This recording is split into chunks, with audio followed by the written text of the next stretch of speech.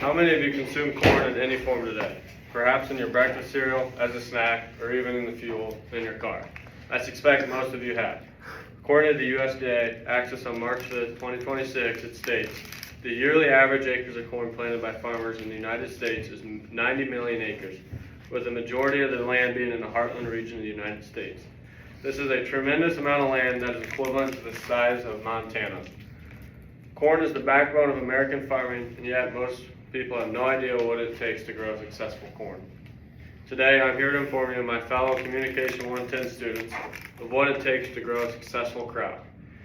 Regardless of whether you are from a farming community or not, the information regarding the growth of this most important American crop is fascinating and an interest to all of us. The major factors in raising a successful corn crop are the preparation of the soil, selection of the seed, planting the corn, and scouting and maintaining the crop throughout the growing season. Raising a successful corn crop is all about the right preparation and management of the soil, as the seed cannot survive without the right soil. My first main point is the preparation of the soil and selecting the right seeds to help kick off a successful growing season. Farmers are making crucial decisions about the soil and about the seeds before the seed is ever planted into the ground. One of the most important strategies that farmers use is diversifying the seed maturity in genetic groups. Why is this important? Well, the reason that diversifying the seed varieties is so important is that if the seeds are not doing well because of a drought or disease in the area, other hybrids and seeds can do well. It also helps the farmers get their work done during the planting season. The maturity of the seed determines when it needs to be planted. Early maturity seeds need to be planted first, and the later ones are planted last. This allows the farmer to spread out his workload during the growing season. Soil management is equally important. As explained by the South Dakota State University, Access on 5th of March 2026, conservation tillage practice also involves leaving at least 30% or more crop residue on the surface after planting. The residue serves like a blanket that covers the surface and preserves moisture, protecting the surface from erosion. As the residue decomposes, it nourishes the soil. Farmers who don't do their part in leaving the crop residue behind will find themselves at a constant battle with the soil before the crop is ever ready to be put into the ground. Tillage decreases the pressure it takes to pop out of the ground and allows the seed to grow to its full potential. So a tillage pass before planting is crucial to a successful corn crop. I have just discussed my first main point in soil preparation and selection of seeds. This main point is crucial to the successful corn crop, and without this step, your crops wouldn't grow. My second main point is planting the corn crop. Planting the crop is the most essential step into growing a successful corn crop, and once the soil is ready and the seed is selected, the time has come to plant the seeds. However, I must emphasize that the seeds should not be planted in a hurry. Air and ground temperatures have a huge impact on the growth of corn and the soil. Most agronomists agree that the seeds should be planted when the soil temperature is consistently at 50 degrees or above. Population is a major factor to consider when planting crops. According to Successful Farming Access on March 5th, 2026, it states, Litch says 33,000 to 38,000 seeds per acre is in an ideal range for much of the Midwest. Anything less than 33,000 seeds per acre is a major loss, and you aren't using your acres to its full potential. Another very important factor when planting your corn is the seed depth.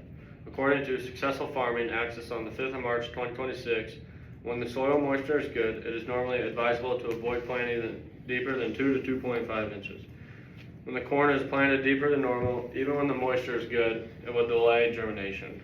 It will also increase the period that the seed will be exposed to various environmental factors such as disease and pests. On the other hand, when the seed is planted too shallow, it will be exposed to dry conditions. It is important to avoid planting seed shallow because it won't have access to the moisture that is needed to grow. I have just discussed my second main point, how to plant the corn crop. Temperature, depth, and timing all make a great difference. My third main point is scouting and maintaining the crop. This is what you do after planting has been done and you put all the work into your crop. Once the crop begins growing out of the ground, the farmer is constantly checking on the condition of the crop. It is important because you can tell if you need to make adjustments in your equipment or the seed for next year's growing season. Always look for skips in the field. This will tell you if your seed did not germinate correctly. And that usually tells you if you planted too early or too late in the season. One of the most time-sensitive battles in corn production is weed control. As a crop science explains, Access on the 5th March 2026, it is imperative that you control your weeds before they reach 3 inches in height.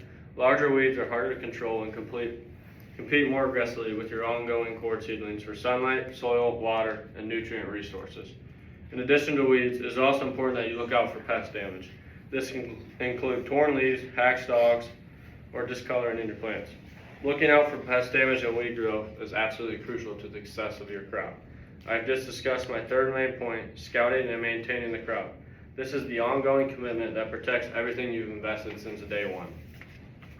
Today, I've been able to take you through the three main points of raising a successful corn crop. They include preparing the soil and choosing the right seed, planting the crop, and scouting and maintaining the crop. It is important to note that each of these steps is dependent on the last. This is to say if you miss one step, you'll be putting your seed in harm from the very beginning. According to the University of Minnesota Axis on 5th of March 2026, the USA is the largest producer, consumer, and exporter of corn in the world. It is important to note that it did not just happen by default.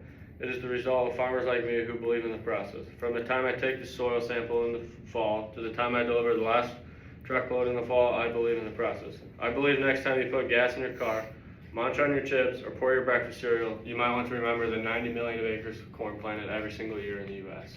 Thank you.